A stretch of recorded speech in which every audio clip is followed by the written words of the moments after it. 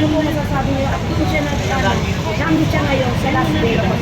Ang masasabi ko kay Saldi, kasi kung si Saldi ko, matagal yung ano ito eh, panahon pa ni Bibi Sara ito si Saldi ko eh. Yan ang si Saldi ko kasi masyadong popular na sa corruption. Eh, natural, andun siya sa mga lugar ng gambling. Kasi nga mga protector yan sila ng mga ganyang mga gawain. Oo. Sir, nakikita niyo po ba na posibleng maging Indonesia ang nangyayari ngayon sa Pilipinas? Yes, of course, kailangan natin gayahin yung mga Indonesia. Kasi ang mga Indonesian, mga warriors people.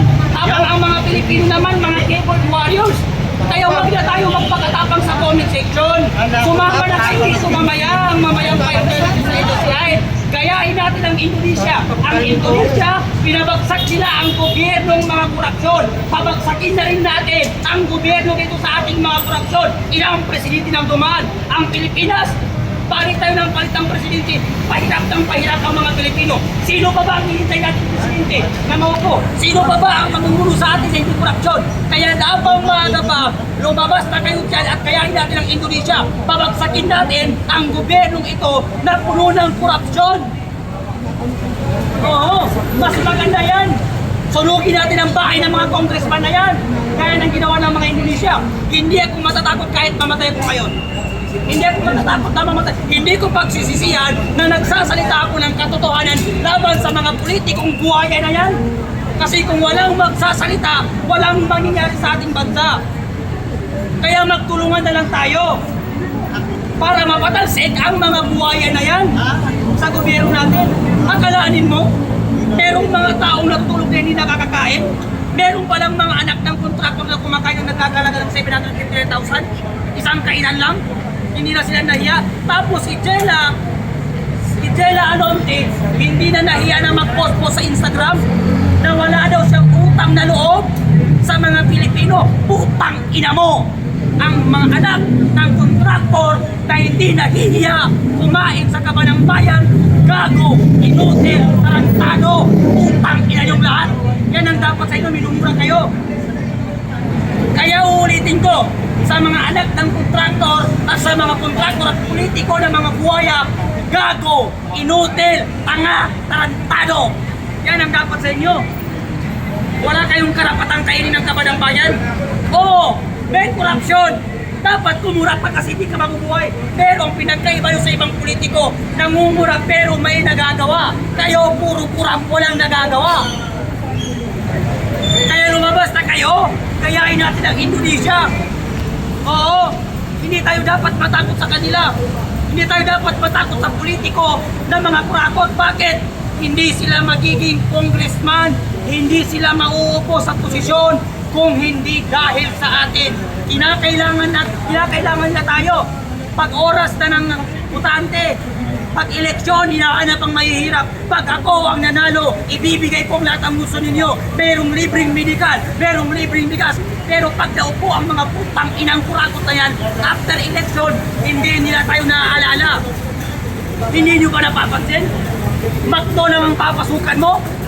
Drug test, medical, lahat kailangan. Pero pag politiko, kahit walang natapos, kahit drug addict, tinatanggap nila. Kaya ako, agree ako sa panukalang batas ni Senator Robin Hood Padilla na death penalty sa lahat ng mapapatunayan na kurakot at mga positive sa drug.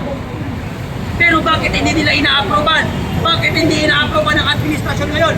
Kasi alam natin na Pangulo mismo natin, drug addict. Sir, ano masasabi niyo dun sa pakiusap ng mga magulang tulad ni Claudine ko na wag silang isama na ipahiya sa social media dahil hindi raw kasali yung kanilang anak sa issue tungkol po dito sa flood control? Wow! Mahiya ka naman, Diskaya, Sara Diskaya. Pinakain mong anak mo galing sa nako tapos hindi isama-sama. Pati yung abogado ni Diskaya mukhang tanga eh. Lawyer ka pa naman, hindi ka marunong. Tanga ka ba? Huwag daw isali ang mga anak. Huwag daw isali ang Diskaya. Bakit Diskaya? Aba, ewan ko. Bakit ba Diskaya nang rapot? Tanga ka ba? Kaya hindi kasalanan ng tao, huwag mong sisihin ng mga tao na mga Sara Diskaya ang kanilang inaatake ngayon. Bakit? Habang may mga taong walang masakyan, habang may mga taong lumulusog sa baha, kahit kape wala sila, natutulog silang walang kain, abay meron palang pamilya sa likod ng bandang yun na nagpapakasasa sa kaban ng bayan. Sir, ito na lang, mensahe po kay Sara Diskaya dahil ayon po sa isang vlog, yung umano ay namataan na po siya na nasa Hanoi sa Vietnam. Oh. So ibig sabihin, guilty talaga siya. Ito ang mensahe ko sa'yo, Sara Diskaya. Kung hindi ka guilty, bakit kinakailangan mong lumabas pa ng ibang bansa? At hindi harapin ang mga kasong patok-patok na sinasampan ng mga tao sa'yo. Alam nyo, kung gugustuhin ng gobyerno na ikulong si Sara Diskaya, magagawa nila. Kasi nasa Vietnam lang eh.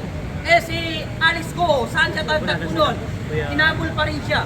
Kung papipiliin ako kay Sara Diskaya, pati kay Alice Go na Chinese, mas pipiliin ko si Alice Go. Bakit? Si Alice Go, sa kanyang nasasakupan, marami siyang natulungan, nagpatayo ng eskwelahan, namimigay ng ayuda. Si Sara Diskaya, nangungurakot ang kaban ng bayan, sila lang nagpapakasarap, habang ang mga taong bayan, nagugutom.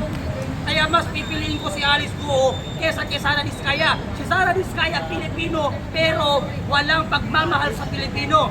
Si Alice Go, Chinese, pero may pagmamahal sa Pilipino. Sir, puro-puro mo, do you believe na si Saldico ay totoong may sakit na nagpapagamot ngayon sa Amerika? Hindi ako maniniwala si Saldico ay walang sakit. Pag ang isang politiko, isang kurakot, lumabas ng bansa at sinabi niya nagpapagamot siya dahil meron siyang sakit, ibig sabihin yan, guilty yan talaga ng magnanakaw. Kaya ng mga naunang politiko, pag naririnig nila meron silang kaso, yung iba, nilalagyan ng tepang liig. Sasabihin nila na balian ng buto. Ganun din si Saldico, para-paraan lang niya yan para makatakas. Sir, naniniwala ka ba na dapat na natin kunin ang lahat ng mga tinakaw ng mga pamilyang sakit-sakit? Yes, of course!